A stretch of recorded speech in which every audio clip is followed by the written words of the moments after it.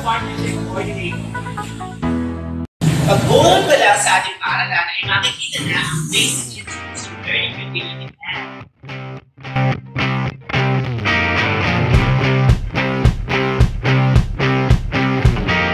Makikita rin natin dito ang mga emergency handbags.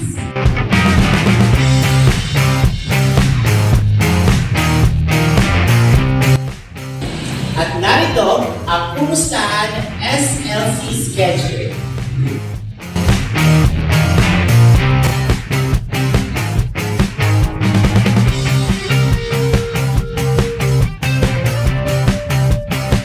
Narito ang aming covered court. Ang Liana Elementary School ay isa sa mga vaccination area kung saan pinapaganda ang partnership ng POH at ng LGU. Makikita rin ito mga stoppages.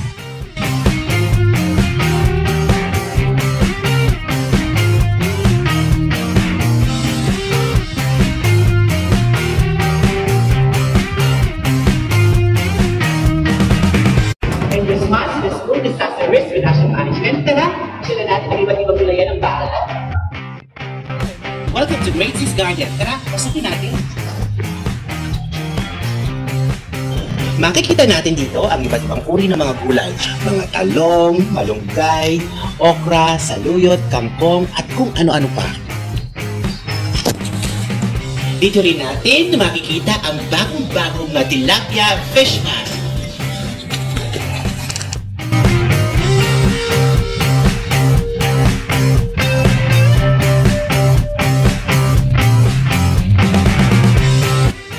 Sa tilapia fish pan, makikita rin natin dito ang mushroom house. Tara, ito natin.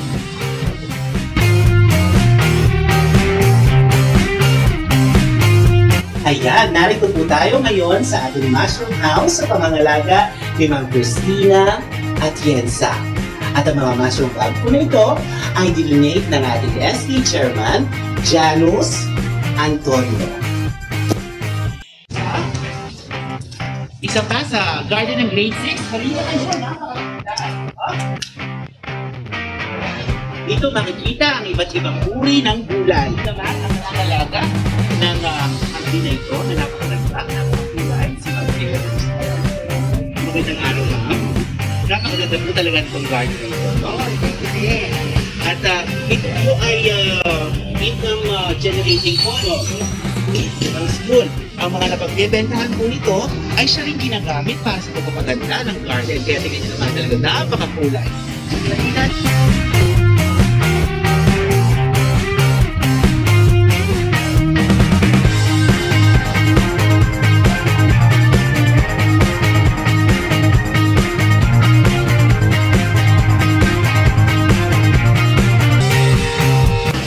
Yung mga basura natin, tinatapon natin ito sa compost pit at siya nagsisilbing fertilizer. Nakita nyo naman na lahat ng sulat ng paaralan ay napapakinabangan. Lahat ay kanya naman.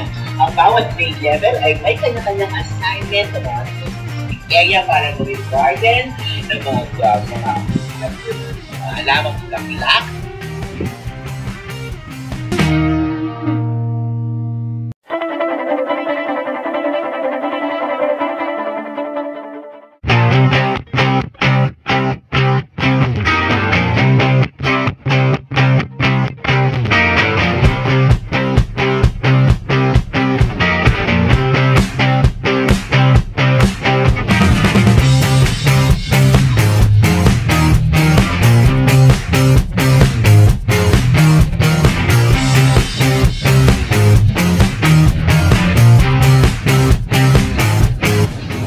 Upang maging ligtas ang ating paaralan, ay nagkaroon tayo ng circuit breaker.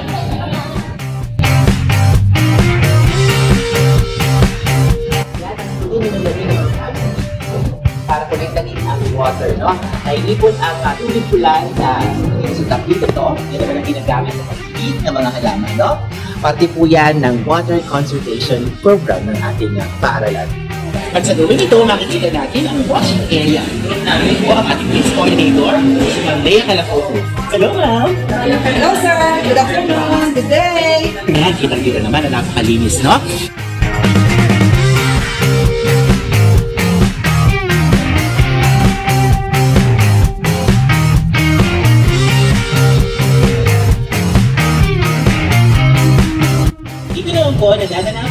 School-Based Feeding Program.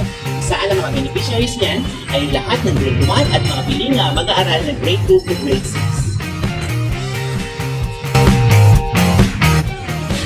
6. Welcome to School Clinic. Tara, pasok tayo.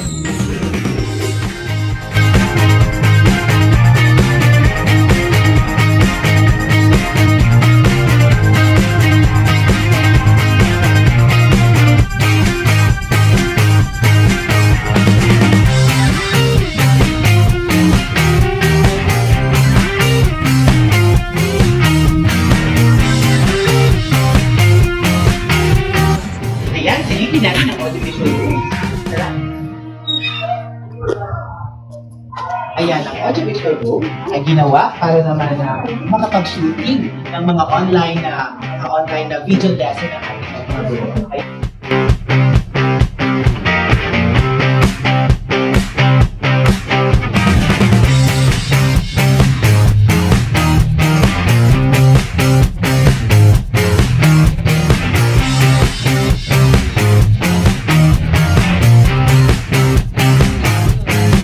Nandito naman tayo sa School Learning Clinic ng Kindergarten. Tara, pasukin natin. Bawat classroom ay naglagay ng glass shield para sa proteksyon ng guro at mga magulang na rin. Pakita natin, talagang kinder ay may mga alcohol, may gloves, may face shield.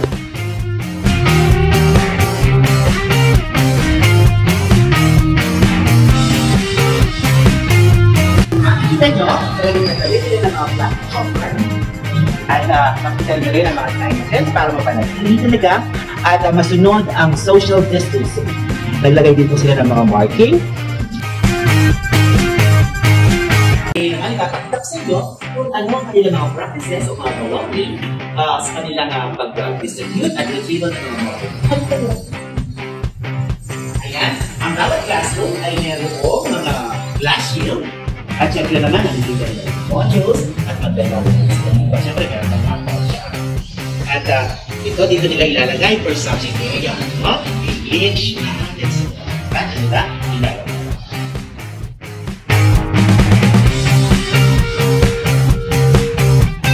Ang bawat classroom, meron talaga silang mga basket na talaga namang per subject area para hindi nagkakagulo-gulo at organize ang bawat module ng mga bata. Especially, yung kanilang mga...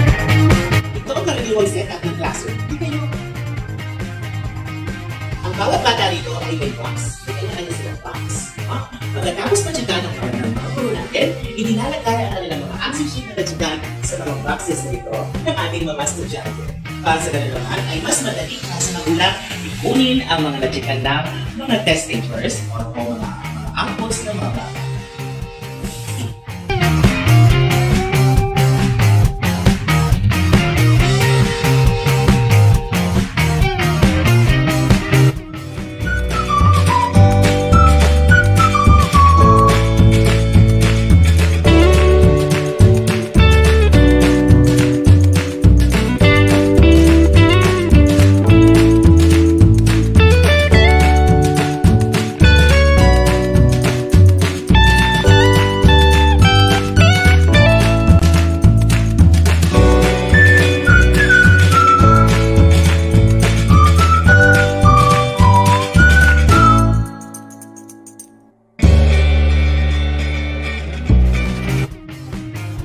Yan, inyo pong natunghayan ang pagtugon ng ating paaralan sa advokasya at programa ng Department of Education. Maraming salamat po sa inyong walang sawang pagsuporta. Stulo, ito balita.